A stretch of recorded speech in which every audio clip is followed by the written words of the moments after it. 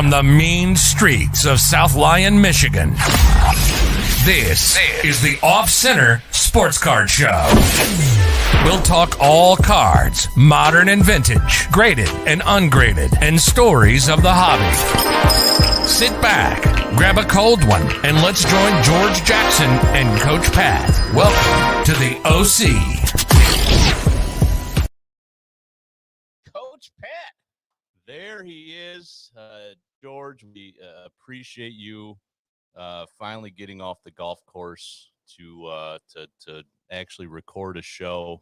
It's been a pretty slow week in the sports card industry, as I've just seen. So no time like the present to talk a little shop. But how was your trip? How'd you play? It was good. Besides your horrible shorts. Those shorts you were pounding high noons. Oh, high noons were just they're flowing on fire. Like Gatorade. The pineapple high noon and me, total love affair there that just can't be broken anymore, I don't believe. So although I have to have a Coors Light tonight. So of course. But it was great. We got a lot of stuff going on in the industry right now. We do. I'll tell you that much. We do. This is like the closest we've been to. It's like it's getting more and more professional. Yeah, it is. I know. Actually, It looks almost like the Mike and Mike right setup. Next time wear pants though when you get there, okay? I mean that's a little embarrassing. So I mean pants are optional. That was that was a directive from from leadership here at 330 Speakeasy. So yes. I'm in compliance. Compliance is the most important thing. Nice cool breeze blowing in through here, from South Lyon. So yes, I figure, hey, why wear pants? So tonight we got a special guest. It's been a while since we've had a guest on. We're going to be having Adam Harvey join us soon from Harvbo Cards. Harvbo Cards Group No Submissions. relation to Steve. No relation to Steve, I don't believe. You could probably ask him that. Okay. But yeah, Adam, what's up, my man? Oh, you didn't know? Your ass better call somebody. Hey, you got your own intro walk-up music going there, man. Wow. Thanks for having me. I don't think he's not related to Steve Harvey, I don't think. Okay. So I'm just guessing. I thought maybe he filled in on Family Feud when Steve wasn't available, but it looks like he's made a wise choice getting into the card business. Gotta love that. So, Adam, what is going on in the grading world lately? And kind of tell us about yourself, the services you offer, and where we're at now. So, I'm Adam Harvey. I've been in the industry since like age 7, 8, 03, 04, I started grading with like Beckett. Got a lot of high grades. A lot of people started sending me cards. That's kind of how I kind of got into this. Left the hobby for a little bit, came back and decided to do the whole PSA group sub thing. So now it's going on 3 years. So it's been going good. So Adam, customers will submit cards to you and then you'll prep them for grading? Correct. Okay. What's the most common thing, I guess, do you think that's overlooked when a card is going to be submitted, something the customer may not see? And will you also recommend a card not be graded? After you review it, will you say, hey, I wouldn't recommend sending this in, especially with PSA's prices right now, with the levels they have open? You don't want to throw $200-$300 for a card that might end up as a 6, 7, whatever. Even like when the bulk was going on, if someone would send in a card and it looked trashed, I would let them know, like, you might not want to spend your $20 on this. I mean, I don't know if it's new collectors or just people who don't care or don't have the eye to look at this stuff. So I obviously tell them, like, maybe I wouldn't send this in, maybe send it in bulk instead of paying $100, something of that nature. But yes, I definitely, look at the cards. If people ask for reviews, which is like an optional, service of mine, I'll wipe it down. I'll try to get it in the best shape possible. People send in top loaders. I switch out the top loader for, the semi-rigid is what PSA requires. I go do all that good stuff there. Now, is that an extra service you charge for, or is that included? That's included. The only thing I really charge extra for is a review.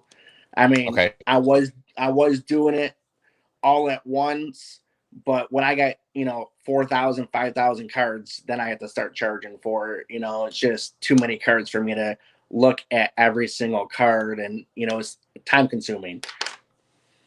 Yeah, and lately we saw PSA is kind of still in that slowing down period, shutdown period, however we want to say it.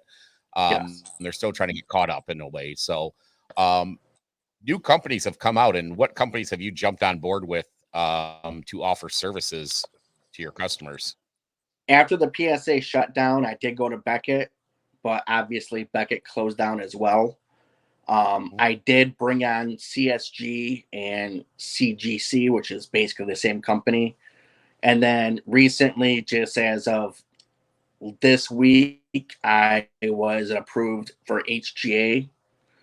So now I'll be adding HGA. And then once PSA opens back up, because that's really what my clients go for, is when I'll have to decide on what services I want to keep, or if I just keep them all. I don't know what I'm going to do at this point. Now, is Beckett still in the same kind of the same area that PSA is in right now with submission prices? Yeah, the PSA or the Beckett is only the premium, which is the 2-day, is about 262 ish, and then PSA they have the Super Express and the Express, so they have two services open. Okay, what are you foreseeing, guessing on right now on PSA and Beckett? When do you think they're going to start offering more pricing levels?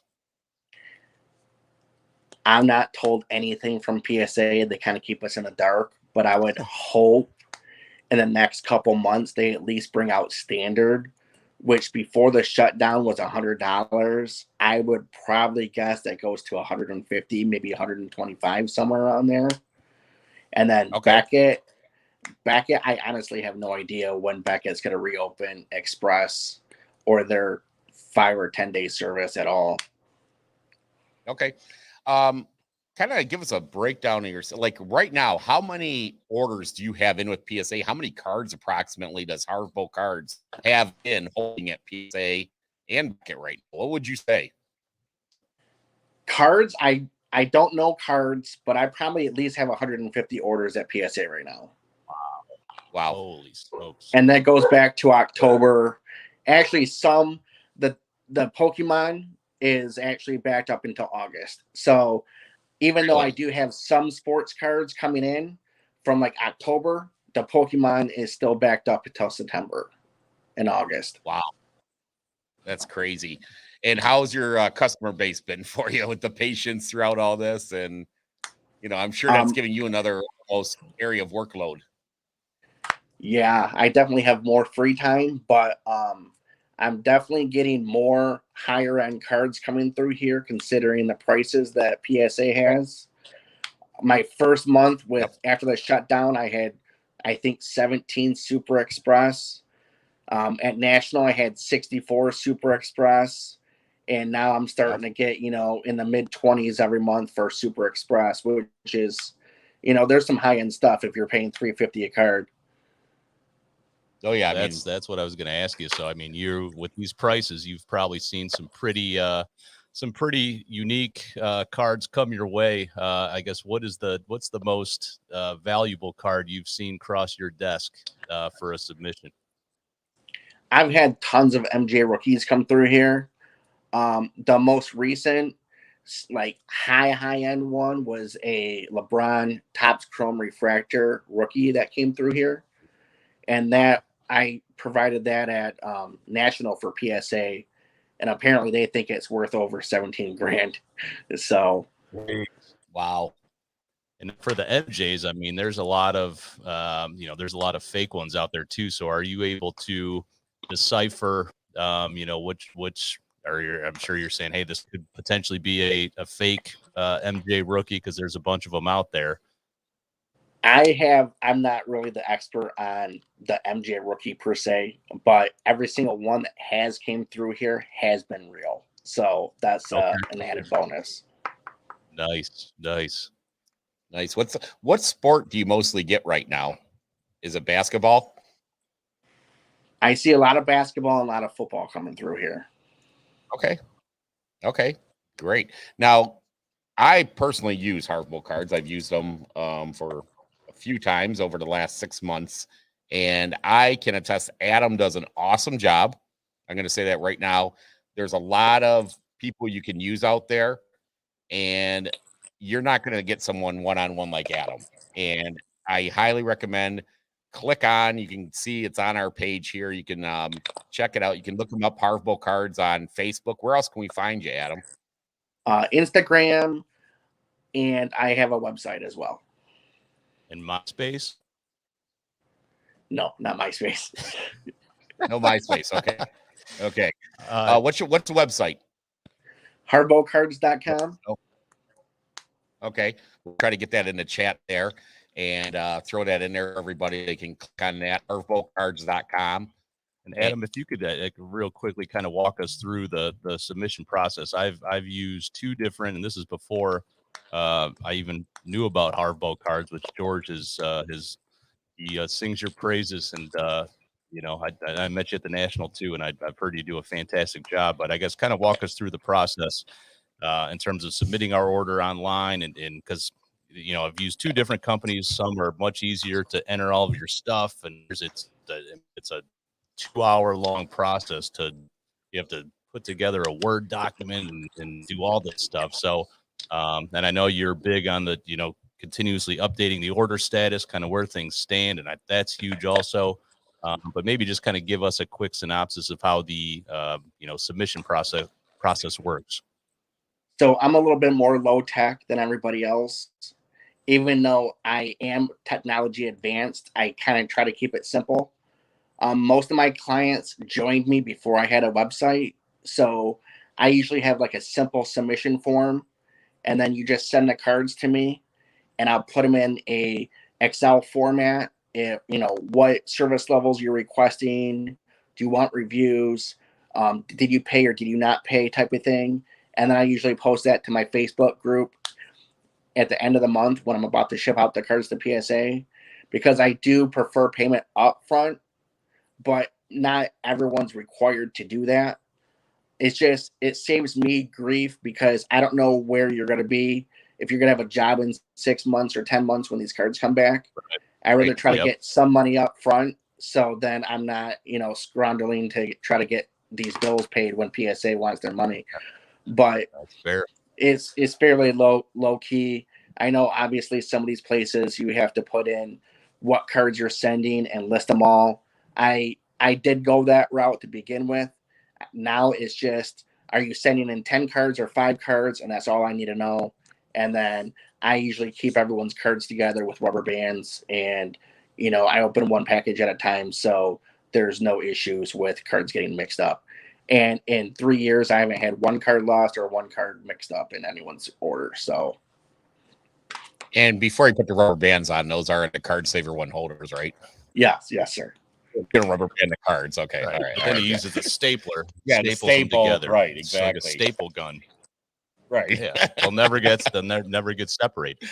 What, Adam, real quick, what's your opinion on the future of the grading industry? You're starting to see a lot more technology come into play, and to kind of supplement the subjective aspect of grading, which that element's always going to be there, but now you're starting to see a lot more technology come into the grading space. What are your thoughts on where the grading industry is headed as a whole? I mean, obviously AI is gonna have to be involved, but with the amount of cards that are being graded, I highly doubt that every single card is gonna go through a machine, and it's not gonna be, with a human being at some point, Now we had a question there from. Okay, we had a question from Randall there. I don't know if you can see that pop on up. Let me take a look here. What is the best way to validate a card is grading quality? He said, I have sent in 8 cards, or I have sent cards, got 8 expected 10, sent 8 to 9. What is that? 8 to 9, and got a 9.5 or a 10. I think it's based off what the guys were speculating the car would be. Oh, they're like just trying to tell them what it'll be. Oh, got 8. Yeah, got an 8, expected 10. Yeah, then he said 8 to 9, and then got 9.5. I see. Yeah, Okay. so it's just all over. It speaks to it's all over the map. It really depends on whose desk, those cards, Right. whose cards. And that's what I like I about would Beckett agree is with they that. give you the upgrade. What's the best things to look at though for the grading? I mean, where do you see like the number one? What do you look at first? When you look at a card, you just grab it in your hand. Let's say you're going to send a card into grading yourself. What can someone understand and learn from the first thing they Definitely look at that card? get a magnifying glass with a bright light. Take it out of penny sleeves, top loaders. Don't look at it in any of that stuff. And then a lot of people I feel don't look at the back of the card. They only look at the front of the card. And I personally find most flaws on the back of the card, where if it's corners, soft corners, edging, print lines, roller marks, stuff like that. And then, obviously if it's a chrome card, you want to wipe off fingerprints before you send it in. PSA and all the other companies will not be wiping that off before they grade it. If it's on there, that's going to affect your grade for sure. Gotcha. What's the if you want to use like a chrome card, chrome surface, what's the best thing to remove fingerprints with usually? What do you find like the best type of material is? Usually it's just like a soft microfiber. I personally use Norwex cloths. If you ever, I feel like most women have like a Norwex wrap or something that they deal with. My wife has these little like washcloth size microfibers from Norwex, and the softness is fantastic. Like that's what I use. How's it for your skin? I don't know. All right. Oh, hey. Multi-purpose. Yeah, exactly. Gets the job done. Right. Now, are you going to be setting up at any shows where anybody can find you in first? I was planning on setting up. I was going to do shows, but with PSA completely shut down besides the Super Express stuff, it's just not worth it for me. Maybe when PSA reopens, fully, you'll probably see me at like a Troy show or a New Baltimore or something like that. But without them being open, it's kind of a no-go for me. Gotcha. And guys, like I said, Adam's a little behind here with the like all the services he gets a chance to offer. There's some other great services out there. I've seen CSG stuff, and I tell you what, I really like their cases. Kind of get into that with the CSG and the HGA. What are you liking from these new companies? Obviously, CSG I do like, but they apparently have too many dealers as it is, so they won't give me a dealership. Really? But HGA, obviously, the only reason why people go with them is the custom labels. I think there's someone who I see big things from in the future, possibly. All these other companies that are coming through, there's too many to name at this point, but I feel a lot of these will be dropping off once PSA reopens. Yep. Right. And how do you see like HGA? You went down there personally, didn't you, just recently? If Correct. That's correct. Okay. And, Yes. and how do you see like them surviving when the PSA and the Beckett's come back, the big dogs get back into the marketplace? How are they going to stick with that, you think? They could possibly lower their prices. Obviously, a lot of people are getting stuck with them or going with them because of their custom label. I think that's what's going to keep them at least in the top 5 or so. I don't see them dropping too far below. And obviously, you're getting a lot of requests for them too, or you wouldn't be going. Yes. To bring them on. So I am hearing a lot of their name more and more now. Before it was kind of more of a laughable name, but I guess there's a lot of interest in it. And how quickly are they turning their stuff around? Supposedly they're very strict on their timelines. I haven't had any issues with them, but I know others have. So hopefully they get that, in check and hire a couple more people. But I think that's why they were doing the the online system where you had to wait and they had 10,000 cards and you had to be in line to get one of those 10,000 cards so they could keep their turnaround times good. Great. Well, I'll tell you what, Adam, I really appreciate you coming on here, getting us caught up on the grading industry, where it's at in a hole right now with the submissions. We definitely want to bring you back as soon as PSA and Beckett get their doors more open and start bringing more stuff in. Love to get you some business there as you start offering more price levels when they're offering them to you. So actually, Okay. one last yeah, question go ahead. for Adam. Go ahead. Adam, are you only doing cards, or can ticket stubs are a big thing now? Is that part of your submission program, or is it just strictly cards, no baseballs, pictures, none of that stuff? So my business is card related. I do have people come to me with, a LeBron jersey or some Tom Brady, SI magazines that are, signed or whatever. I really won't turn down business. So if you want to send me stuff and you want me to send it to PSA to get authenticated or Beckett or whatever the situation is, I'll take it. So, I mean, other than comics, because I don't know comic books all that well, but everything else I pretty much take. Okay. Great. Well, We had a question here from Mark Kraft real quick, one of our listeners. He wanted to know, is there a minimum order that you require right now? There's absolutely not a minimum order. I know a lot of people do minimums of 5 cards or 10 cards. You can send in 1 or you can send in 100. I will take your business. Thank you. And you will do a great job at it too. That's once again, I'll Thank test you. to that for everybody. He does an awesome job. So, hey, Adam, thanks again, brother. We appreciate you coming on the show, and we'll definitely be in touch. And hopefully, some of our listeners reach out to you. Thank you for having me. Thanks, Adam. All right, Adam. Have a good one. Take care. Yep. See you, buddy. Good. Nice. Good, Very good. informative Yes. there. Yep. So not bad. I mean, always good to keep your finger on the pulse of the grading space. yeah, and it's good for us, being here in Michigan, somebody local too to deal with, and I think that's really important. Also, there's a lot of services in New York and wherever else, but when you have someone local like that, I think it's important. And like I said, you deal with Adam one-on-one, and he does a great job. There's no doubt about it. So, we got some stuff to talk about tonight for sure. Yeah, we do. Where are we going to start off with this, Pat? I mean, I know something's happened lately. I mean, just last week, what was it? I think it was Monday or Tuesday. I played I was on the casting club on Casting. You're on the casting couch. Hidden River and Casting Club. I said you're on the casting couch. That would have been interesting. Wow. That was a short film. That's an image you're just creating here, wasn't it? I know. I'm probably not going to sleep tonight. Like, hey. Okay. But no, I mean, just last week, we set a new record. It feels like we talk about this every show. There's a new record being set for a sports card sale, and it was the Honus Wagner, T206 card. Yep, 6. And sold for what, 6.6 million? Yeah, 6.6. I think it was an SGC3. I believe is what it was. So, yes.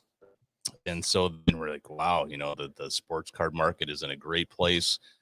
Things are doing well. And then, man, all of a sudden you get 2 kind of bombshell announcements back to back on consecutive days. And I guess we can start with the, the Fanatics. Yes. Fanatics kind of kicking Topps and Panini to the curb, and now has the exclusive rights to license and produce sports card for Major League Baseball, NBA. I don't know if the NFL had officially been announced yet, but panties are twisted up right now with the collectors. Let me tell you. Yep. Even producer Rich was like, "What's going on? What is this all about?" I'm like, and Rich, you can look at it a couple different ways, and for the most part, I mean, you're not going to see any of these changes for another 5 years. It's I think 2026 before any of this is really going to come to fruition, but there are going to be, I think, ramifications in the short term, and you can look at it a couple different ways. There's good, bad, but I love the fact that big money is continuing to be poured into the hobby, even knowing that this return on investment may be won't realize anything until 5 years from now, but I think it'll be sooner than that. But I think I mean, it's great too. You got to look at Fanatics. They have the exclusive with Shohei Ohtani for signatures. Yep. So this is playing a huge role. This has been in the making for quite some time. This just didn't pop up, as you know, and as we know, that's not how business works. But it's been in the making. It's obviously with this exclusive signer they've been getting. It's been brewing. Something's been brewing. Fanatics is a fantastic business, and you just kind of they seem to make all the right moves. You know, Correct. Started out as a merchandising company selling team apparel online, Right. And they're run by the owner of the Philadelphia 76ers, Michael Rubin, $18 billion company. So it started out in the apparel space. It is. It was. And then from there, they moved into sports memorabilia, like you talked about with having the Ohtani exclusive. Then from there, they got into the sports gambling space. They hired away the CEO of FanDuel. Right. And now they're moving into the sports card space, and they've tapped one of the co-founders of StockX on the shoulder to kind of run the sports card side of it. So, they're doing things the right way, and they're hiring very, very smart people to run these sections of the business. So I actually feel pretty good about where this thing could go, and the fact that these the NBA and MLB, that these teams are going to equity position in the company.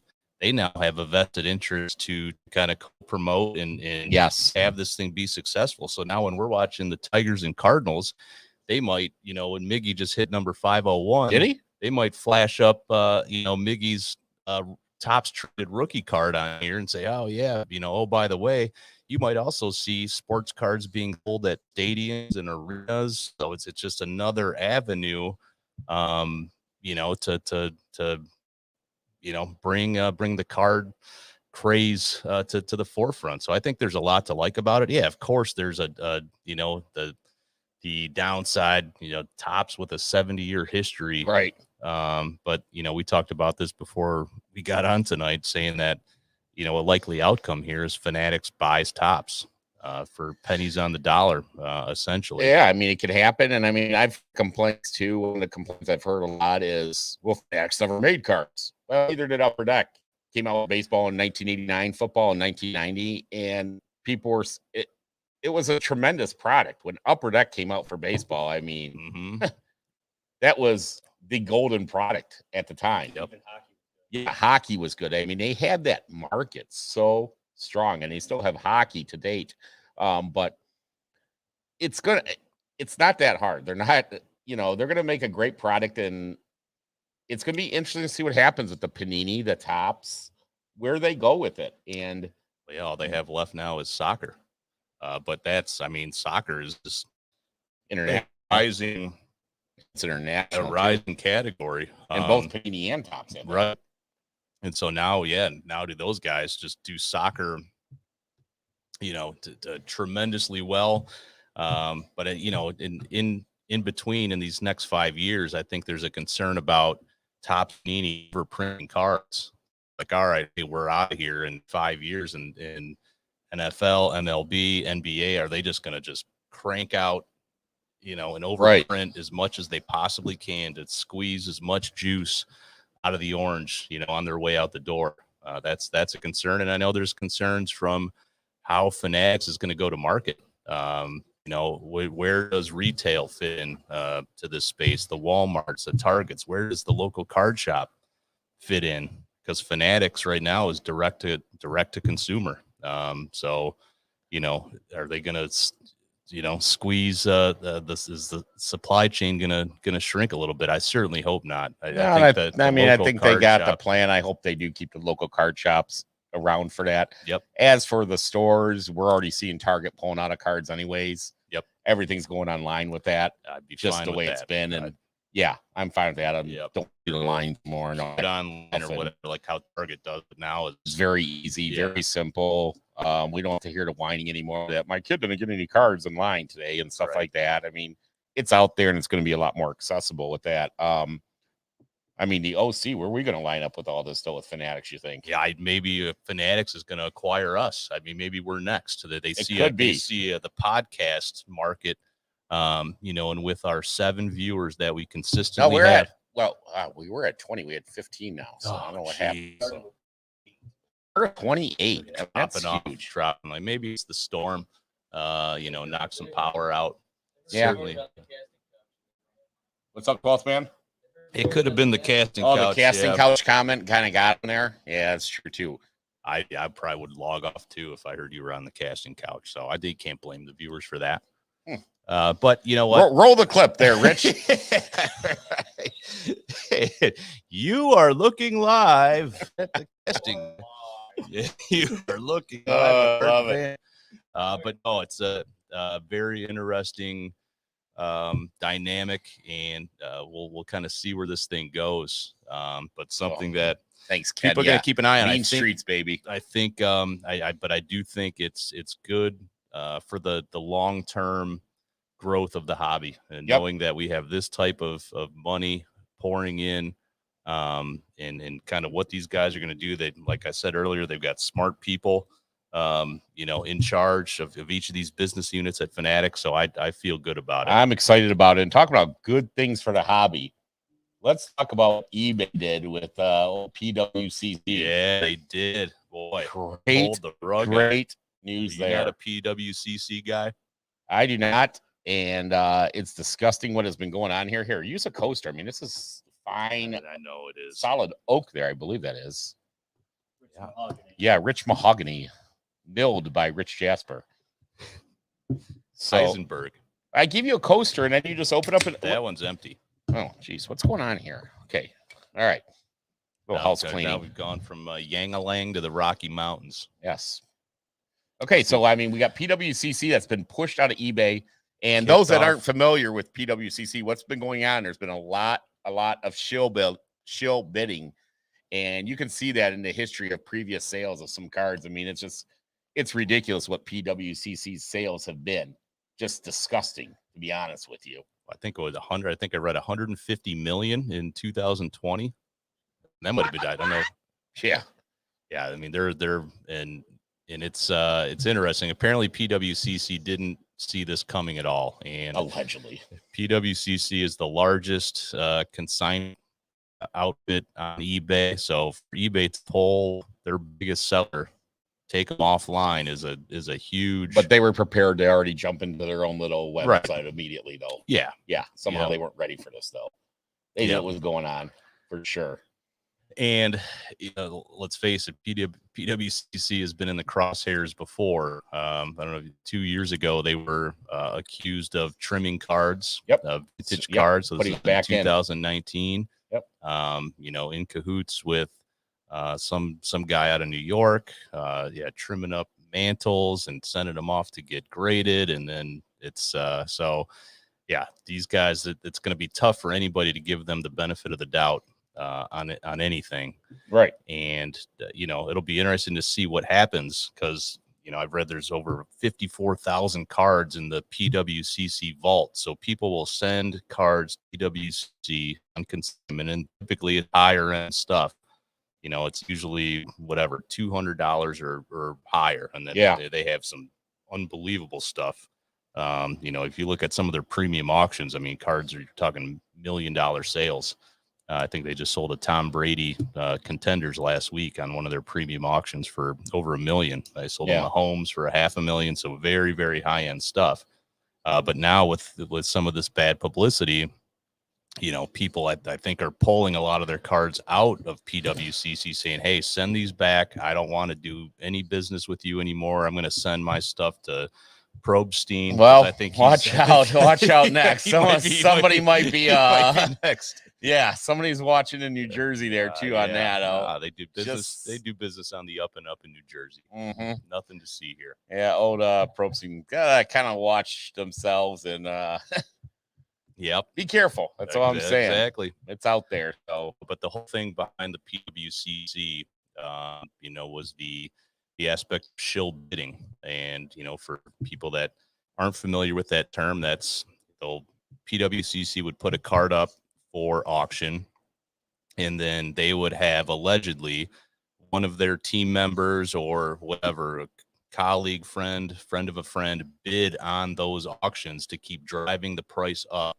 of these cards. And it's sometimes, in many cases, they would win their own auction. So now it said, okay, hey, this Luka rookie just sold for, $2,000. And so now they can just start pumping Luka rookies for $2K plus, just for the fact that there was shill bidding going on and put the other one aside for a while. And move to somewhere else. I mean, yeah, there's a lot. Exactly. The comps just go crazy with it. But a lot of the smart collectors out there know that, and always that comps and thrown PWCC's comp right out of there because you can't compare it. It's not fair to what everything else sells for.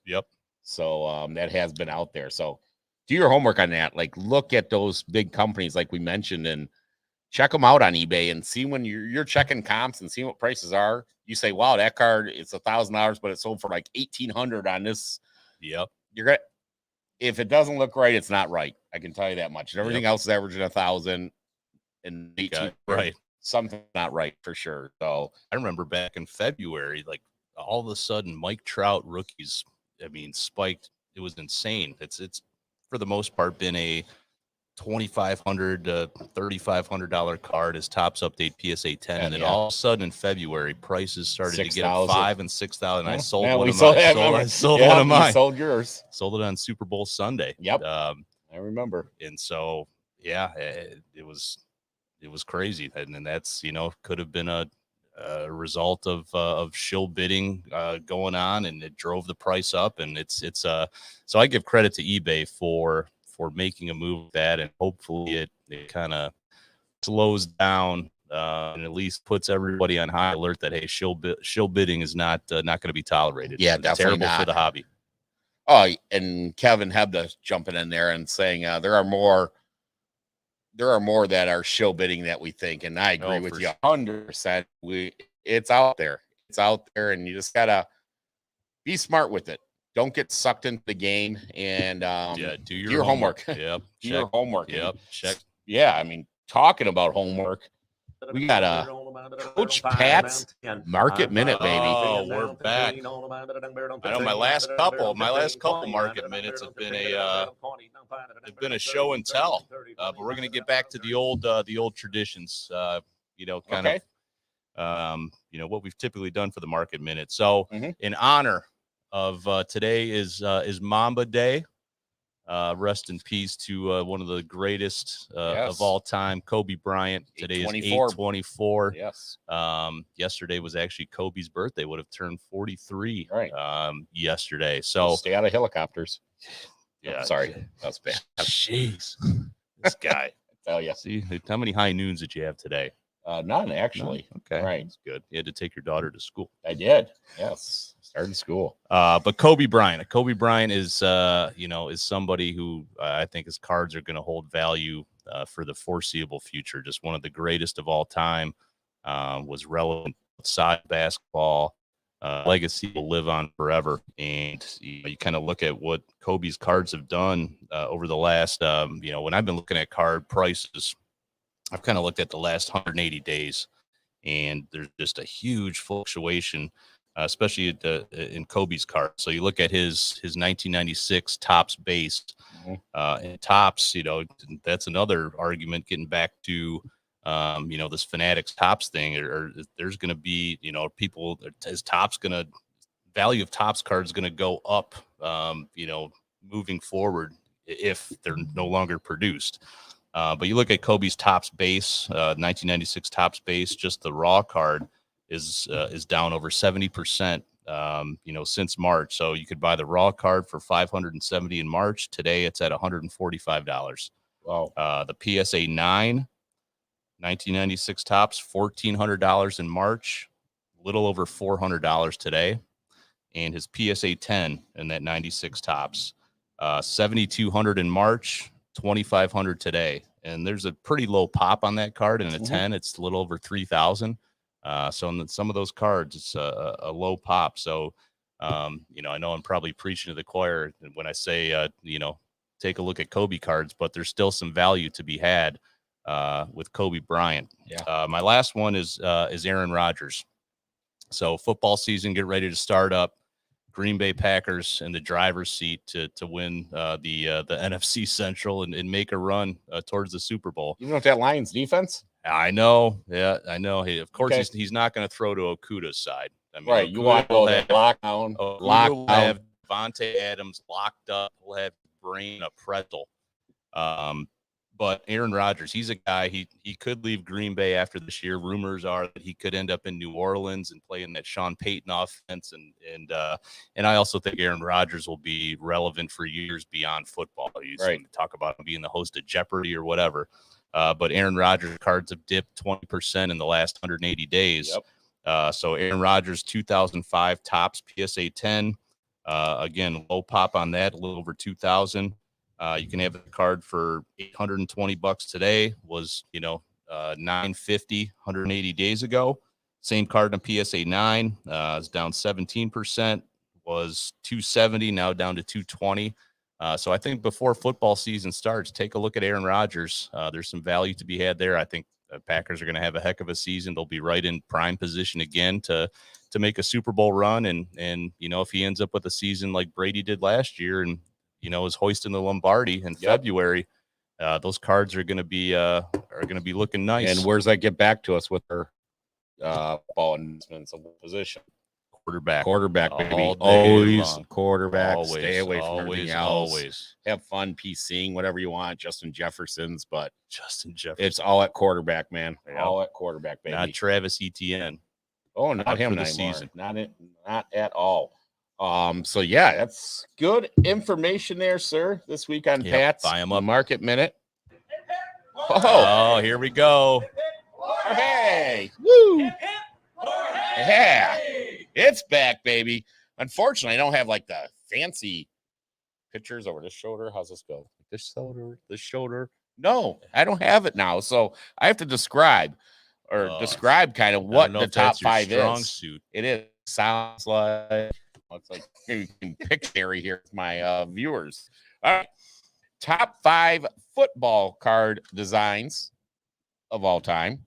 Strong topic. I like that. Once again, this is Hip's top 5 football card design. Wait, he might be able to do something fancy here.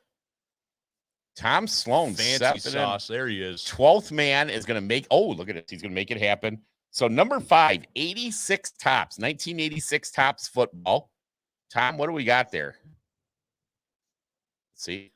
Oh, there it is. Look at that. I like that. 86 tops, number 5 classic. You got the hash marks, the yard lines there. The phone fading to black. Good. Jerry Rice, always legendary card there in the 86 top set. Tough and centering on that one, top to bottom. Yes, very cool card there. So that's number 5 this week. Number 4, going classic here, 1966 tops. Oh, yes. Struggling, yes. And Joe Namath, that's his rookie card year there. Or no, that'd be his 3rd year. Excuse me. 64 is his rookie year, but 66 classic style. Same year, hockey had the same style too, the wood border. And looks like the TV, the color TV there, like Joe Namath is coming right through the, your 17-inch boxed television there. So going right through, but great card, great design. 3rd, we're going to go with a different product here than tops, and we're going to go with Fanatics. No, I'm just kidding. 1989 score. 89 Fanatics. 89 score football. Yeah. Oh, there's a legendary one. Iconic card there of that era. 89 score when they came out. That's the first year score football came out, and they hit it out of the ballpark when they came out of that with that product. And a lot of rookies in there. Barry. You have Troy Aikman, you have Deion Sanders, Chris Carter, it goes on. Derek Thomas. You got so many rookies in there, but a lot of fun with that 89 score set. Another thing I kind of see, I like the colored borders here on a lot of these cards. Number 2, 1969 tops. Yeah. Great, vibrant color there on the 69. You got Brian Piccolo, rookie there. Legendary Bears running back, but love the colored borders there. And actually in their high numbers of that year for 1969, it had actually a white border around where the color border was. So kind of gave it a difference between the high numbers and the low numbers for that year. But love that color, little load style logo in the corner.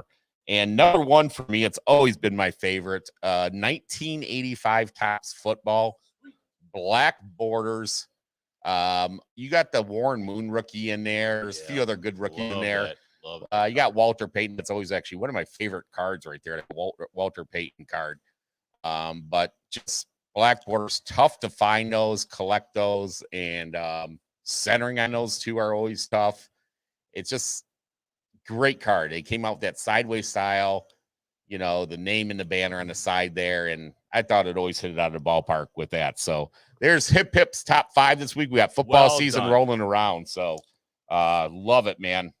Love it. Love Thirsty the football for cards. some football. Oh yeah, definitely. So now we're going number 6. Oh. I lost my sound. What up with that? What up with that? Ooh-wee. What up with that? What up with that? He said, she said, hey, hey, hey. What up with that? Mr. What do you have for you? What up with that? Anytime this time of year, I love watching the Little League World Series. One of my favorite. Hate kids. This is what it's going to be about. One of my favorite sporting events. And have you caught any of it? Are you upset because there's a softball Little League World Series now? Is that what you're angry about? You don't like? I'm all into it. I'm rooting for the Michigan team from Taylor. Yes. Taylor Tucky. Oh, yeah. Representing, baby. But, a young gentleman by the name of Gavin Weir from South Dakota. Have you seen this kid? The mini Chris Sale is what they call him. Really? Some are calling him the greatest 12-year-old player. So the kid's an asshole. Ever. Or he might be 27 years old. Really? Maybe he's not 12. What's the name Listen here? to these numbers. Gavin Weir, W-E-I-E-R. So from districts to regionals and into the Little League World Series, he has thrown a total of 572 pitches. Of those 572 pitches, he's given up one hit. He pitched 2 perfect games in the same week. In those 2 perfect games, 11 innings pitched, 30 strikeouts. In his last 16 2/3 innings pitched, 45 outs. That's out of a possible 50 outs. I don't know if this kid's 12. Gavin Weir is 27 years old, confirmed by the gavel of justice. Why do they have 27-year-olds in the Little League World Series? What up with that? What up with that? What up with that? Ooh-wee. What up with that? What up with that? He said, she said. What up with that, Pat? Keep an eye on that kid. We got to buy his Fanatics. I wrote it down, Get actually, his already. Fanatics rookie card. That's great numbers, man. Yeah, So- pretty solid. But we need to talk to him about giving up that one hit. That's unacceptable. Right. How are you going to get into Vanderbilt?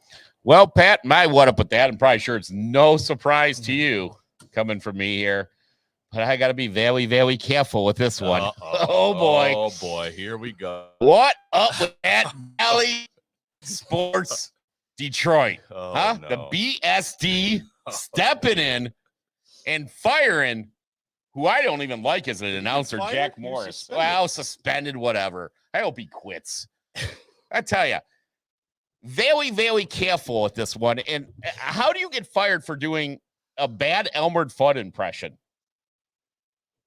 How does that happen? Now, what if I just go, I mean, is Peter going to come in and say, hey, you hate ducks and you're gone now too? You're off the OC. I'm the OC for doing a Suspended. duck impression. Yeah. So Valley Sports Detroit letting a man go because of a terrible, terrible, terrible impression. All right. It's just horrible. And see, that was Charles Barkley. That was really bad too. So I don't know. I mean, Terrible. just terrible. And I did it. I don't even know what the difference was, those two. Yeah. I mean, Joe Swingo's over there. He understands it. He knows what's going on. Yeah, I got Fudd there. I mean, it's just, that's a limp gun. I don't know what's going on. But how do you let a man go for doing that? He's a bad announcer. Let him go for being a bad announcer. Put him on suspension for being a bad announcer. Learn better terms. Him and Dan Petrie, they both stink. But you know what? Bally Sports Detroit, what up with that? What up with that? What up with that? Ooh-wee. What up with that? What up with that? He said, she said. All right. So now, Did Dan Petrie put the ball down too? yeah, Petrie's like always hanging on to that baseball. He's ready to go get loose. He's in the like, pen. listen here, my son coaches at Orchard Lake St. Mary's, and they're very good. And But so, oh man, so bad. Yeah, my other son, he plays hockey for Canadian, and Quiz time. Quiz time. Quiz time. Quiz time. get me all hot and bothered. Both man is over there making me break down. But you know what? I'll tell you what. Let's go before we go to quiz time. Craig Monroe on the radio. Tris, I heard today on the over here. very, He was very good. solid. I'm so happy with the job he's doing. Are they? Okay, yeah. So I mean, Simo. Or the aforementioned. Who? I like Simo. I'm just messing. No, but I mean, it's Austin Jackson. yeah. Looking forward to it, and he does a great job on the radio. I hope he gets a job there for sure. With that, Jim Price is sick. Has been doing well health wise, so yeah. So he's less traveling, and I don't think he's doing as well. But anyways, we got quiz time this week. Quiz time. And Pat, we're gonna be giving away a box of the 2021 blaster box here of Allen and Ginter. We're gonna say baseball, but it's got you got everything in that. That's right. Yeah, my Ken Jennings card is an Allen and Ginter. Oh, Jenner, right. Got A little pop culture of cards in there. Too, yeah, I should say. I like the Allen and Ginter. You also can get like fish, and you can get like a little rocks. mermaid or something. Yeah, birds. Can somebody please put swing with the bed? Somebody's got to put swinging about. Wow, man, Joe has just worked. We worked Joe up there. I think that was a little We bit too did. much for Swingle tonight. And Joe, I'm sorry. And just gonna kind of go there. But He tonight, must have overcooked the brisket, and he's in a bad mood. Wagyu. Was it a Could Wagyu have brisket? been. Yeah, you definitely don't want to overdo a Wagyu. You don't do the Wagyu over. No doubt No. about it. So we talked about the introduction coming in soon of Fanatics and new card markets, but we talked a little bit about football today. So what year did Upper Deck first come out with football? First one to answer that pops up here on our screen. We will award that winner with this Allen and Ginter box. So first year Upper Deck produced football. Joe Swingle, what up with that? Nice Swingle, yeah, just no, Joe, you're wrong. No, Ken, you're wrong. I'm seeing them pop up here. This is great. Steve Hicks, jeez, Steve Hicks. Give Steve Hicks. What kind of answer is that? Steve's throwing a Hail Mary. I mean, Steve Throwing a Hicks. Cordell Stewart In Hail your Mary. rambling, incoherent response, were you even close to anything that could be considered a rational thought? Everyone in this room is now dumber for having listened to it. We have a I winner. award you no points, and may God have mercy on your soul. Well, one that's getting awarded points is Neil Barron. Neil Barron, 1990. Baseball came out in 89. If you guys were really listening to me tonight, you know I said that already. This just shows. So it just shows nobody nobody listens. pays attention to me. There's no respect. I got to be here more often, I believe. Yeah, I think that's the fun. problem. I leave, I try to take what do I get? Do I get 7 weeks vacation here? People see how's that work? I think you're on the European plan. Yeah, exactly. So, I mean, but we're done face. We're going to go next week again with another show. It's going to be great. So, you're on holiday. Neil Barron, congratulations, my man. We're going to send you get your contact information, mailing information. And Joe, I have no clue. Joe, it's okay nowadays to be that way. But Neil, I'm going to pop this in the mail to you. We'll get a hold of you later on and get that all out to you. You guys, thanks a lot. Pat, what do you got here for tonight? Anything else? That's it. No, it's good to be back. And I think we're going to try to get this rolling next week. As Yeah. always, a huge thank you to our good buddies, producer Rich and the 12th man, Tom. Easy Speak, Speak Easy, 3:30. nice Give thumb. these boys a listen. They're starting to co-promote with some of their iLogic partners down in Tennessee. So expanding their listener base. So, Randall Cunningham, baby. That's right. QB1. QB1 for sure. Great show, guys. Great as always. Thank you, Hope to Rich. see you Thank next you, week. Tom. Thank you for listening and watching the OC Sports Card Podcast. You can check out our previous podcasts, along with other great podcasts at the iLogic Media Network. Please subscribe, like, and share the OC. Once again, from the mean streets of South Lyon, we thank you.